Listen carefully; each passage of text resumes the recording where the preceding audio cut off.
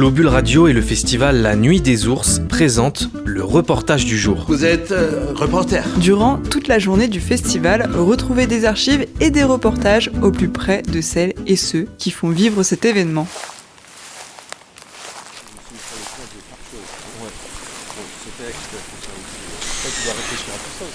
Pour la 6e édition de la Nuit des Ours à Valorcine, 8 artistes en résidence réaliseront des œuvres en pleine nature sur les chemins, les falaises, les cailloux et autres supports qu'ils pourront trouver autour d'eux. Andy Parkin, sculpteur anglais et résident de longue date dans la vallée de Chamonix, participe pour la 4e fois à la Nuit des Ours avec des œuvres réalisées à partir de matériaux récupérés dans la forêt. Les années précédentes, il avait notamment construit un minotaure et un bouquetin avec des branchages qu'il avait perchés sur des blocs.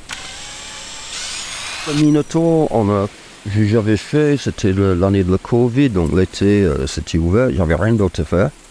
Donc pour faire le Minotaure sur le bloc à côté du falaise, j'ai passé 3 semaines, donc n'oubliez pas, pour trouver ces courbes que j'aime dans les branchages de mélèze qui sont tombés dans la forêt, il fallait beaucoup de temps de chercher les courbes, cette courbe-là.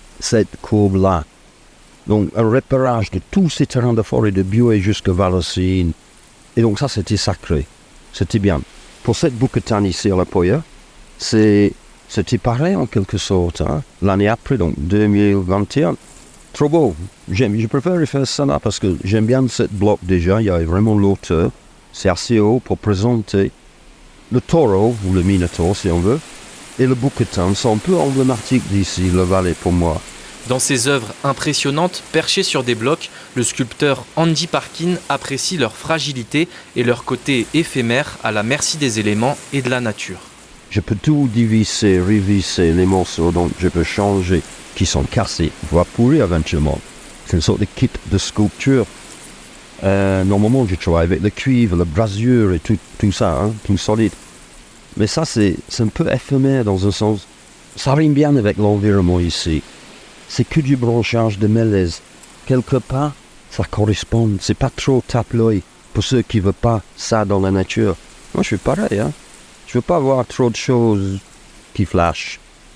On vient là dans la nature pour d'autres raisons. Mais j'aime bien cette idée de laisser quelque chose comme ça.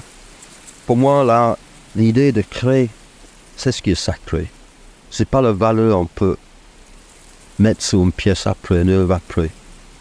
C'est un peu comme dans l'art tribal africain, le fait de faire des masques, par exemple, ou dans les pays malaisiens, c'est pareil. Ça n'a aucune valeur. Le sculpteur veut faire ça. C'est son partie de l'expérience spirituelle. Après, on jette ça.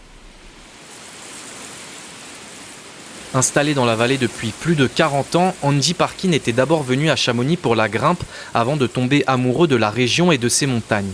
Une rencontre qui l'a beaucoup influencé dans son approche artistique. Ça me rappelle d'où je viens et pourquoi j'étais venu ici, d'abord. C'était pas de devenir artiste.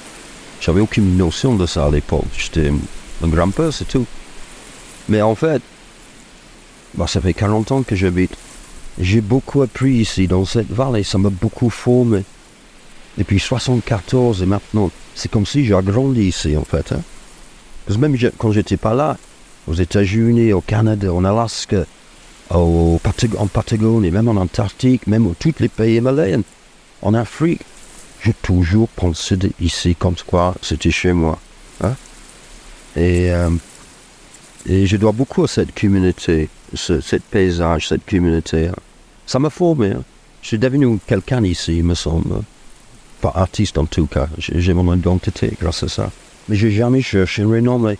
Ni de manier ça non plus. Parce que comme ça reste pur. Ça reste le mien en fait, un peu privé. C'est beau.